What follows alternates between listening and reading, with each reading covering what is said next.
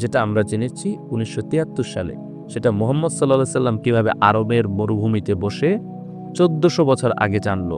তিনি কিভাবে জানতেন যে ইউসুফ আলাইহিসসালামের সময় শাসকদের রাজা বলা হতো, মুসা আলাইহিসসালামের সময়কার শাসকদের ফেরাউন?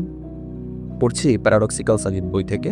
গল্পটির শিরোনাম, কোরআন কি মুহাম্মদ সাল্লাল্লাহু আলাইহি সাল্লামের বানানো গ্রন্থ? বিরাট আলিশান একটি বাড়ি, মোগল আমলের সম্রাটেরা যেরকম বাড়ি বানাতো অনেকটাই সেরকম। বাড়ির সামনে দৃষ্টিনন্দন একটি ফুলের বাগান। ফুলের বাগানের মাঝে ছোট ছোট কৃত্রিম ঝর্ণা আছে। এই বাড়ির মালিকের রুচিবোধের প্রশংসা করতেই হয়। ঝঞ্ঝাট ঢাকা শহরের মধ্যে এটি যেন এক টুকরো স্বর্গখণ্ড।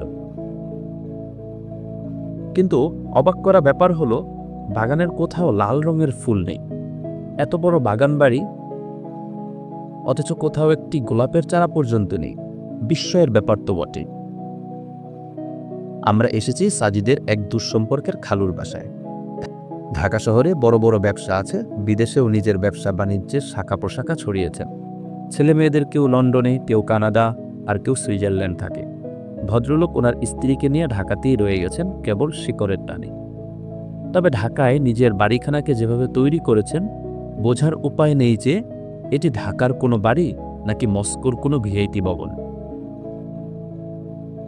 আমাকে এদিক সেদিক তাকাতে দেখে সাজিদ প্রশ্ন করল, এভাবে চোরের মতো এদিক ওদিক তাকাচ্ছিস কেন?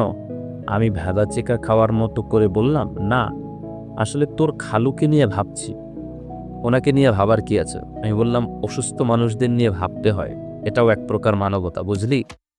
সাজিদ আমার দিকে বড় বড় চোখ করে তাকিয়ে বলল, অসুস্থ মানে? কে অসুস্থ? তোর খালু। তোকে কে বললো উনি অসুস্থ? আমি দাঁড়ালাম, বললাম, তুই এত কিছু খেয়াল করিস, এটা করিসনি? কোনটা? তোর খালুর বাগানের কোথাও কিন্তু লাল রঙের কোনো ফুল গাছ নেই। প্রায় সব রঙের ফুল গাছ আছে, লাল ছাড়া। এমনকি গোলাপের একটি চারাও নেই। তো তো আর কি, তিনি হয়তো colour blind, specifically red colour blind. Sajid কিছু বলল না। হয়তো সে এটা নিয়ে আর কোনো কথা বলতে চাচ্ছে না, অথবা আমার। সাজিদ কলিং বেল বাজালো। ঘরের দরজা খুলে দিল একটি 13-14 বছর বয়সী ছেলে, সম্ভবত কাজের ছেলে। আমরা ভেতরে ঢুকলাম। ছেলেটি বলল, আপনারা এখানে বসুন, আমি কাকাকে ডেকে দিচ্ছি। ছেলেটি একদম শুদ্ধ বাংলায় কথা বলছে। বাড়ির মালিককে স্যার বা মালিক না বলে কাকা বলছে। সম্ভবত ওনার কোনো গরিব আত্মীয়ের ছেলে হবে হয়তো। যাদের খুব বেশি টাকা পয়সা হয়, তারা গ্রাম থেকে গরিব আত্মীয়দের বাসায় কাজের চাকরি দিয়ে দয়া করে। ছেলেটা ভদ্রলোককে ঢাকার জন্য সিঁড়ি বেয়ে বেয়ে উপরে উঠে গেল। ঘরের ভেতরটা আরো চমৎকার। নানান ধরনের দামি দামি মার্বেল পাথর দিয়ে দেয়াল সাজানো। দোতলার কোনো এক রুম থেকে রবীন্দ্রনাথের গানের সুর ভেসে আসছে। যদি তোর ডাক শুনে কেউ না আসে, তবে একলা চল ওরে। আমি সাজিদকে বললাম, কিরে, তোর এরকম মোগলাই স্টাইলের একটা খালু আছে, কোনোদিন বললি না যে? সাজিদ রসকসহীন চেহারায় বলল, মোগলাই স্টাইলের খালু তো, তাই বলা হয়নি। তোর খালুর নাম কি? এম আলী। ভদ্রলোকের নামটাও ওনার বাড়ির মতোই গাম্ভীর্যপূর্ণ। আমি জিজ্ঞেস করলাম, এম আলী মানে কি? সাজিদ আমার দিকে তাকালো, বলল, Mohammad Ali.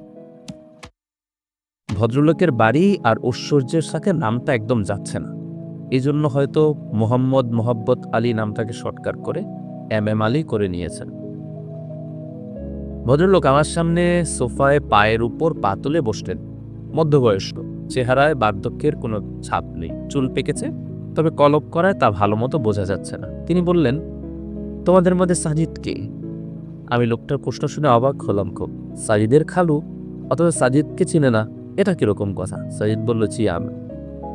I guessed that, লোকটা বলল। আরো বলল, তোমার কথা বেশ শুনেছি, তাই তোমার সাথে আলাপ করার ইচ্ছে জাগলো। আমাদের কেউ কিছু বললাম না, চুপ করে আছি। লোকটা আবার বলল, প্রথমে আমার সম্পর্কে দরকারি কিছু কথা বলে নেই। আমার পরিচয় তো তুমি জানোই সাজিদ। যেটা জানো না সেটা হলো, বিশ্ববিদ্যালয় জীবন থেকে আমি একজন অবিশ্বাসী, খাঁটি বাংলায় নাস্তিক। হুমায়ুন আজাদকে তো চেনো, তাই না? আমরা একই ব্যাচে ছিলাম। আমি নাস্তিক হলেও আমার ছেলেমেয়েরা কেউই নাস্তিক নয়। সে যা হোক, এটা নিয়ে আমার মাথা ব্যথা নেই। আমি ব্যক্তি স্বাধীনতায় বিশ্বাসী। সাজিদ বলল, খালু, আমি এসব জানি। লোকটা অবাক হওয়ার ভান করে বলল, জানো? ভেরি গুড, ক্লেভার বয়। খালু, আমাকে ডেকে পাঠিয়েছেন কেন তা বলুন। ওয়েট, তাড়াহুড়ো কিসের? লোকটা বলল। এরই মধ্যে কাজের ছেলেটা ট্রেতে করে চা নিয়ে এলো। আমরা চায়ের কাপে চুমুক দিলাম। লোকটাকে একটি আলাদা কাপে করে চা দেওয়া হলো। সেটা চা নাকি কফি ঠিক বোঝা যাচ্ছে না। লোকটি বলল, সাজিদ, আমি মনে করি তোমাদের ধর্মগ্রন্থ আল কোরআন সেটা কোনো ঐশী গ্রন্থ নয়, এটা মোহাম্মদের নিজের লেখা একটি বই। মোহাম্মদ করেছে কি, এটাকে জাস্ট স্রষ্টার বাণী বলে চালিয়ে দিয়েছে। এইটুকু বলে লোকটা আমাদের দুজনের দিকে তাকালো, হয়তো বোঝার চেষ্টা করলো আমাদের রিয়াকশন কি হয়। আমরা কিছু বলার আগে লোকটি আবারও বলল, হয়তো বলবে মোহাম্মদ লিখতে পড়তে জানতো না, সে কিভাবে এরকম একটি গ্রন্থ লিখবে। ওয়েল, এটি খুবই লেম লজিক। মোহাম্মদ লিখতে পড়তে না জানলে কি হবে? তার ফলোয়ারদের অনেকে লিখতে পড়তে পারত, উচ্চশিক্ষিত ছিল, তারা করেছে কাজটা মোহাম্মদের ইশারায়। সাজিদ তার কাপে শেষ চুমুক দিল, তখনও সে চুপচাপ। লোকটা বলল, কিছু মনে না করলে আমি একটি সিগারেট ধরাতে পারি? অবশ্য কাজটি ঠিক হবে না জানি। আমি বললাম, শিওর। এতক্ষণ পরে লোকটি আমার দিকে ভালো মতো তাকালো, একটি মুচকি হাসি দিয়ে বলল, থ্যাংক ইউ। সাজিদ বলল, খালু, আপনি খুবই লজিক্যাল কথা বলেছেন। কোরআন মুহাম্মদ সাল্লাল্লাহু আলাইহি ওয়াসাল্লামের নিজের বানানোও হতে পারে, কারণ কোরআন যে ফেরেশতা নিয়ে আসতো বলে দাবি করা হয়, সেই জিবরাইল আলাইহিস সালামকে মুহাম্মদ ছাড়া কেউই কোনোদিন দেখেনি। লোকটা বলে উঠল, এক্স্যাক্টলি মাই সান। তাহলে কোরআনকে আমরা টেস্ট করতে পারি, কি বলেন খালু? হ্যাঁ হ্যাঁ, করা যায়। সাজিদ বলল, কোরআন মুহাম্মদ সাল্লাল্লাহু আলাইহি ওয়াসাল্লামের বানানো কিনা তা বুঝতে হলে আমাদের ধরে নিতে হবে যে মুহাম্মদ সাল্লাল্লাহু আলাইহি ওয়াসাল্লাম স্রষ্টার কোনো দূত নন। তিনি খুবই সাধারণ অশিক্ষিত একজন প্রাচীন মানুষ। লোকটা বলল, সত্যিকার অর্থেই মুহাম্মদ অসাধারণ কোনো লোক ছিল না, স্রষ্টার দূত তো পুরোটাই হুয়া। সাজিদ মুচকি হাসল, বলল, তাহলে এটাই ধরে নেই। লোকটার সম্মতি। সাজিদ বলতে লাগলো, খালু, ইতিহাস থেকে আমরা জানতে পারি হযরত ইউসুফ আলাইহিস সালামের জন্ম হয়েছিল বর্তমান ফিলিস্তিনে। ইউসুফ আলাইহিস সালাম ছিলেন হযরত ইয়াকুব আলাইহিস সালামের কনিষ্ঠতম পুত্র।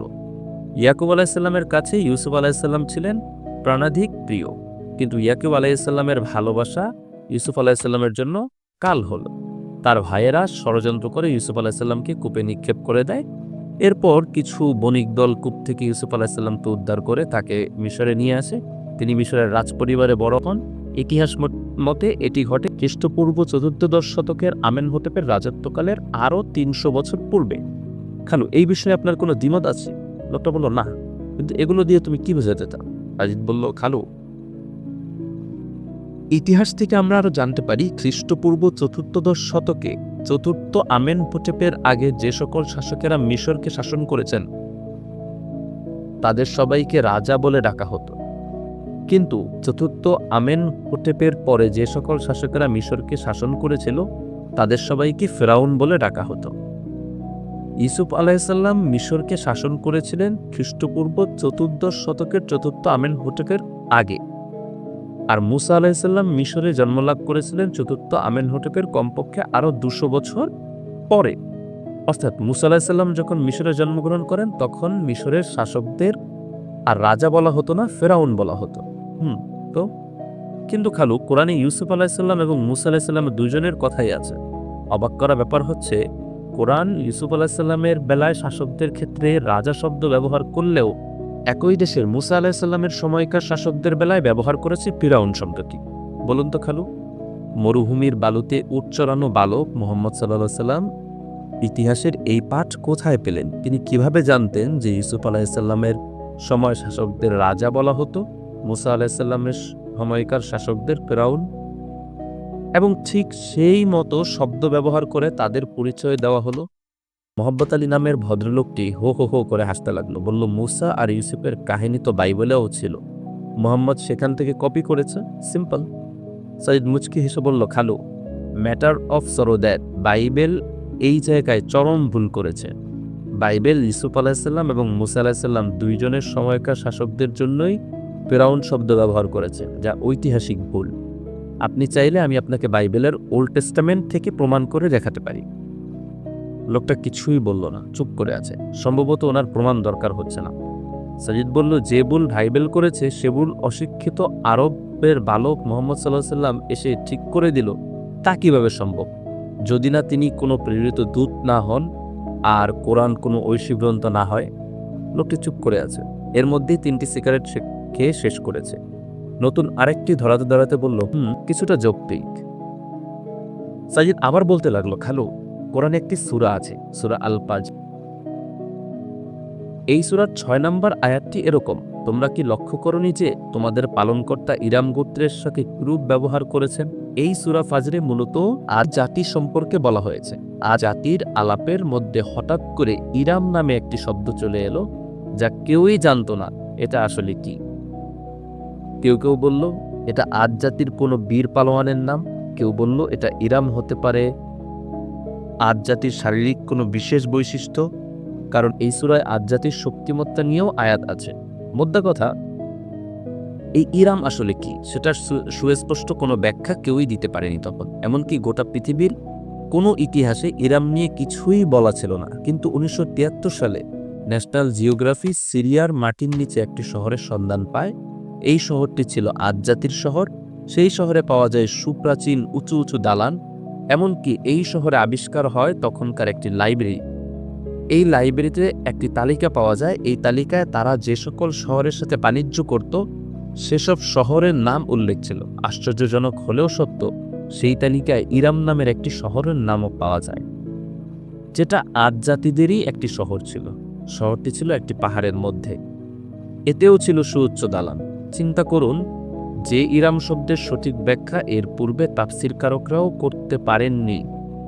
কেউ এটাকে বীরের নাম, কেউ এটাকে আদ জাতির শারীরিক বৈশিষ্ট্যের নাম বলে ব্যাখ্যা করেছেন। 1973 সালের আগে যে ইরাম শহরের সন্ধান পৃথিবীর তাবৎ ইতিহাসে ছিল না, কোনো ভূগোলবিদ, ইতিহাসবিদই এই শহর সম্পর্কে কিছু জানত না। প্রায় 4300 বছর আগের আদ জাতির সেই শহরের নাম কিভাবে কোরআন উল্লেখ করল, যেটা আমরা জেনেছি 1973 সালে, সেটা মুহাম্মদ সাল্লাল্লাহু আলাইহি সাল্লাম কিভাবে আরবের মরুভূমিতে বসে 1400 বছর আগে জানলো? How possible? কিন্তু অশিক্ষিত ছিলেন, কোনোদিন ইতিহাস বা ভূগোল পড়েননি। কিভাবে জানলেন খালু? আমি খেয়াল করলাম লোকটার চেহারা থেকে মোঘলাই ভাবটা সরে যেতে শুরু করেছে।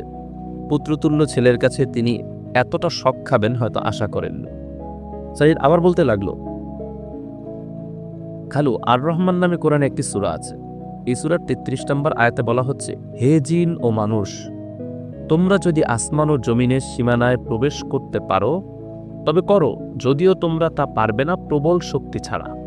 মজার ব্যাপার হলো, এই আয়াতটি মহাকাশ ভ্রমণ নিয়ে। চিন্তা করুন, আজ থেকে 1400 বছর আগের আরব লোক, যাদের কাছে যানবাহন বলতে কেবল ছিল উট আর গাধা, ঠিক সেই সময়ে বসে মুহাম্মদ সাল্লাল্লাহু আলাইহি সাল্লাম মহাকাশ ভ্রমণ নিয়ে কথা বলেছেন। ভাবা যায়? সে যা হোক, আয়াতটিতে বলা হলো, যদি পারো আসমান ও জমিনের সীমানায় প্রবেশ করতে তবে করো। এটি একটি কন্ডিশনাল শর্তবাচক। এই বাক্যে শর্ত দেওয়ার জন্য ইস ব্যবহার করা হয়েছে। খালু, আপনি যদি অ্যারাবিক ডিকশনারি দেখেন তাহলে দেখবেন আরবিতে যদি শব্দের জন্য 2টি শব্দ আছে, একটি হলো লাও, অন্যটি হলো ইন। দুইটির অর্থই যদি, কিন্তু এই দুইটির মধ্যে একটি সূক্ষ্ম পার্থক্য আছে। পার্থক্যটি হলো আরবিতে শর্তবাচক বাক্যে লাও তখনই ব্যবহার করা হয় যখন সেই শর্ত কোনোভাবে পূরণ করা সম্ভব হবে না, কিন্তু শর্তবাচক বাক্যে যদি শব্দের জন্য যখন ইন ব্যবহার করা হয় তখন নিশ্চয়ই এই শর্তটা পূরণ সম্ভব। আশ্চর্যজনক ব্যাপার, কোরআনে সূরা আর রহমানের 33 নম্বর আয়াতটিও লাও ব্যবহার না করে ইন ব্যবহার করা হয়েছে। মানে কোনো একদিন জিন এবং মানুষেরা মহাকাশ ভ্রমণে সফল হবেই। আজকে কি মানুষ মহাকাশ জয় করেনি? মানুষ চাঁদে যায়নি? মঙ্গলে যাচ্ছে না? দেখুন, 1400 বছর আগে যখন মানুষের ধারণা ছিল একটি ষাঁড় তার 2 শিংয়ের মধ্যে পৃথিবীকে নিয়ে দাঁড়িয়ে আছে, ঠিক তখন কোরআন ঘোষণা করছে মহাকাশ ভ্রমণের কথা, সাথে বলেও দিচ্ছে একদিন তা আমরা পারব। আরবের নিরক্ষর মুহাম্মদ সাল্লাল্লাহু আলাইহি সাল্লাম কিভাবে এই কথা বলতে পারে? এম আলী ওরফে মোহাব্বত আলী নামের এই ভদ্রলোকের চেহারা থেকে আমি নাস্তিক, আমি একেবারে নির্ভুল, তাই ভাবটা একেবারে উধাও হয়ে গেল। এখন তাকে যুদ্ধাহত এক ক্লান্ত সৈনিকের মতন দেখাচ্ছে। সাজিদ বলল, খালু, খুব অল্প পরিমাণ বললাম, এরকম আরো শখানিক যুক্তি আমি দিতে পারবো, যা দিয়ে প্রমাণ করে দেয়া যায় কোরআন মুহাম্মদ সাল্লাল্লাহু আলাইহি সাল্লামের নকল করে লেখা কোনো কিতাব নয়। এটি স্রষ্টার পক্ষ থেকে আসা একটি ঐশী গ্রন্থ। যদি বলেন মুহাম্মদ সাল্লাল্লাহু আলাইহি সাল্লাম নিজের প্রভাব বিস্তারের জন্য এই কিতাব লিখেছে, আপনাকে বলতে হয় যে এই কিতাবের জন্যই মুহাম্মদ সাল্লাল্লাহু আলাইহি সাল্লামকে বরণ করতে হয়েছে অবর্ণনীয় কষ্ট যন্ত্রণা। এই কিতাবের বাণী প্রচার করতে গিয়েই তিনি স্বদেশ ছাড়া হয়েছিলেন। তাকে বলা হয়েছিল তিনি যা প্রচার করছেন তা থেকে বিরত হলে তাকে মক্কার রাজত্ব দেওয়া হবে। তিনি তা গ্রহণ করেননি। খালু নিজের ভালো তো পাগলও বোঝে, মোহাম্মদ সাল্লাল্লাহু সাল্লাম বুঝলো না কেন? এসবই কি প্রমাণ করে না কোরআনের ঐশী সত্যতা? লোকটা কোনো কথাই বলছে না। সিগারেটের প্যাকেটে আর কোনো সিগারেট নেই। আমরা উঠে দাঁড়ালাম, বের হতে যাব। অমনি সাজিদ ঘাড় ফিরিয়ে লোকটাকে বলল, খালু একটি ছোট প্রশ্ন ছিল। বলো। আপনার বাগানে লাল রঙের কোনো ফুল গাছ নেই কেন? লোকটি বলল, আমি রেড কালার ব্লাইন্ড, লাল রং দেখি না। সাইদ আমার দিকে ফিরল, অবাক দৃষ্টিতে আমার দিকে তাকিয়ে বলল, জ্যোতিষী Arif Azad, you are correct. ভিডিওটি শেষ করার পূর্বে একটি ছোট্ট রিকোয়েস্ট থাকবে। যারা ফেসবুক পেজ থেকে ভিডিওটি দেখছেন তারা পেজটিকে ফলো করে দিবেন, আর যারা ইউটিউবে দেখছেন তারা অবশ্যই চ্যানেলটিকে সাবস্ক্রাইব করে দিয়ে বেল আইকনটি চেপে দিবেন। লাইক, কমেন্ট, শেয়ার করে আমাদের সঙ্গেই যুক্ত থাকুন। দেখা হবে পরবর্তী ভিডিওতে। সে পর্যন্ত সুস্থ থাকুন, ভালো থাকুন।